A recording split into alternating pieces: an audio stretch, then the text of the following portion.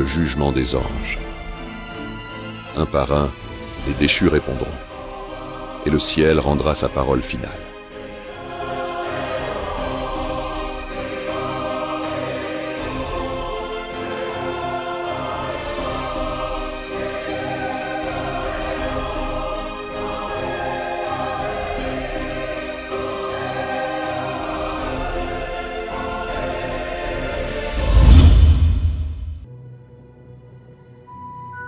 À l'aube de l'histoire de l'humanité, un être angélique s'est rebellé contre son Créateur. Subtil et rusé, il n'a pas fait la guerre avec des armes, mais avec des murmures.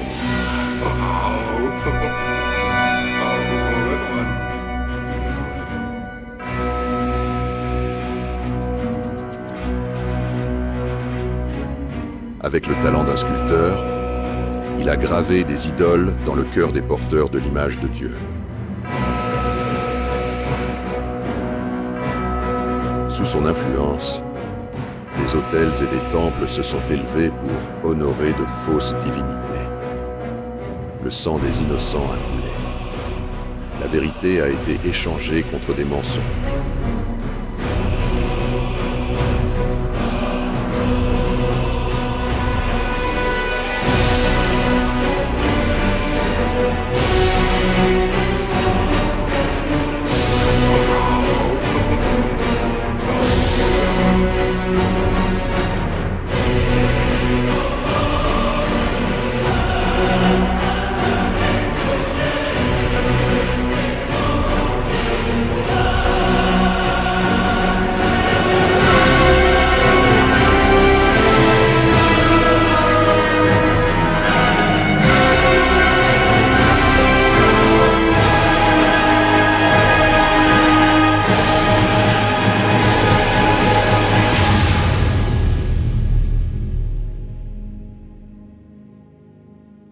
Ordre dans la cour céleste.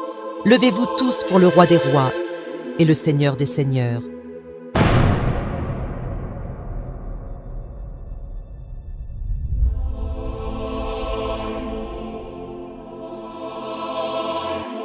Mais les corps, autrefois chargés de guider la culture et la créativité humaine pour la gloire de Dieu, a détourné cette influence pour promouvoir l'idolâtrie et éloigner l'humanité du vrai culte. Aujourd'hui, devant le trône du jugement, il doit répondre de sa rébellion et des âmes qu'il a égarées.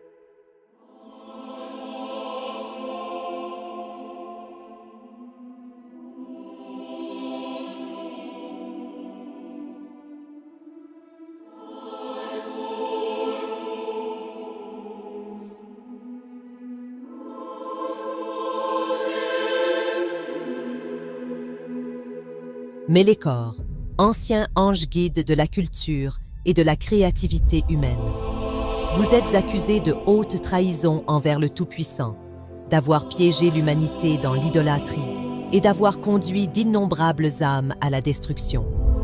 Comment plaidez-vous? Je plaide non coupable. Je leur ai donné ce que leur cœur désirait. S'ils ont choisi de faux dieux plutôt que le vrai, leur sang est sur leurs propres mains. Que le procès-verbal montre le manque de remords de l'accusé.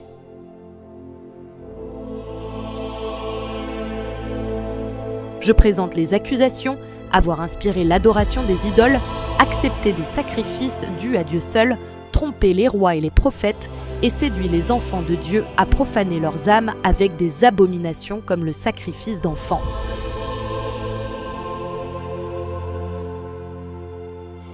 Ils étaient faibles.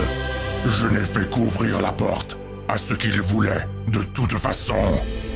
Est-ce ma faute si le Tout-Puissant est resté silencieux, distant, invisible? Je leur ai donné des dieux qu'ils pouvaient voir, toucher, contrôler. Leur adoration était leur choix. Tu oses blâmer les créatures pécheresses sur lesquelles tu as fait tes proies? Appelez les témoins. L'accusation appelle le prophète Élie à la barre des témoins. Moi, Élie, je me tenais seul face aux 450 prophètes de Baal sur le mont Carmel. J'ai défié ces adorateurs d'idoles de prouver le pouvoir de leur soi-disant Dieu. Ils ont crié et dansé en vain toute la journée. Puis j'ai prié l'Éternel sur son autel inondé d'eau. Aussitôt le feu de Dieu a consumé le sacrifice, l'autel et l'eau. Le peuple est tombé face contre terre en criant « C'est l'Éternel qui est Dieu ». J'ai ensuite fait saisir et exécuter les prophètes de Baal, car il n'y a qu'un seul vrai Dieu vivant, l'Éternel. L'accusation appelle Zerai à la barre des témoins. J'ai servi dans les cours de Cush, drapé de gloire mais vide à l'intérieur. Quand je suis venu à Jérusalem, je suis venu chercher des réponses. Je suis reparti avec un nom, Jésus. Et ce nom a allumé un feu dans mes os. Je suis rentré chez moi brûlant de vérité, mais les autels de mon pays brûlaient d'autres choses. Mais les corps n'avaient pas quitté Cush. Ces prêtres portèrent de l'or et parlaient avec des langues d'argent. Ils m'ont accueilli, puis m'ont accusé. Ils ont dit que j'avais trahi les dieux de mes ancêtres. Ils ont exigé que je m'incline devant le feu et les statues. C'est de la trahison cosmique. Vous n'avez pas seulement brisé les rangs, vous avez brisé la création.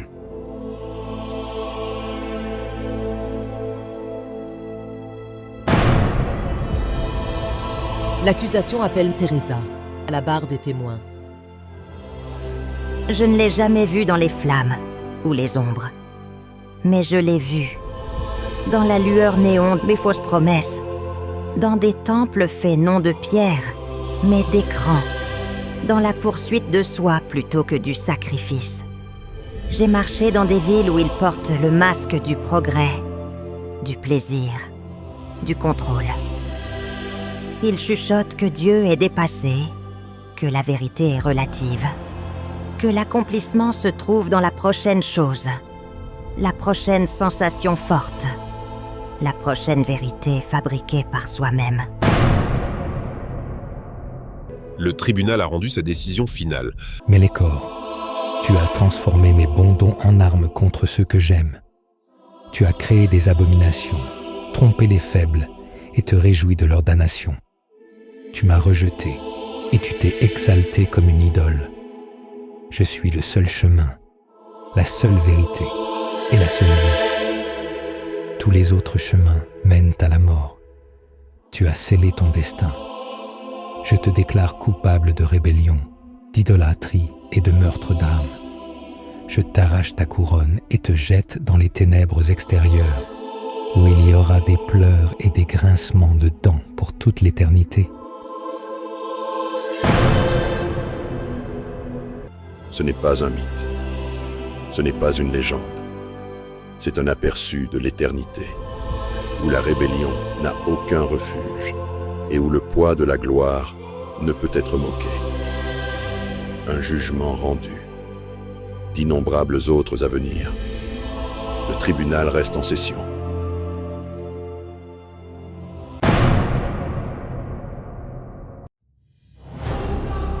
Ce dont vous venez d'être témoin est un récit dramatisé, basé sur la vérité biblique, mais dépeint à travers une narration créative.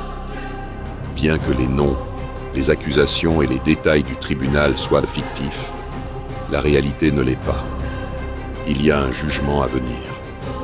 Un jour où les anges déchus et tous ceux qui ont défié Dieu feront face au juge juste, Apocalypse 20, versets 11 à 15, et les saints, rachetés par le sang de l'agneau, régneront avec lui et partageront sa justice. Première épître aux Corinthiens 6, verset 3. Que cela ne soit pas un simple divertissement. Que cela remue votre cœur à l'adoration, à la sainteté et à l'espérance. Car si Dieu juge les anges, à plus forte raison, devrions-nous marcher dans la crainte du Seigneur. Tenez bon, le royaume arrive, et la justice sera rendue. Le tribunal a rendu sa décision finale.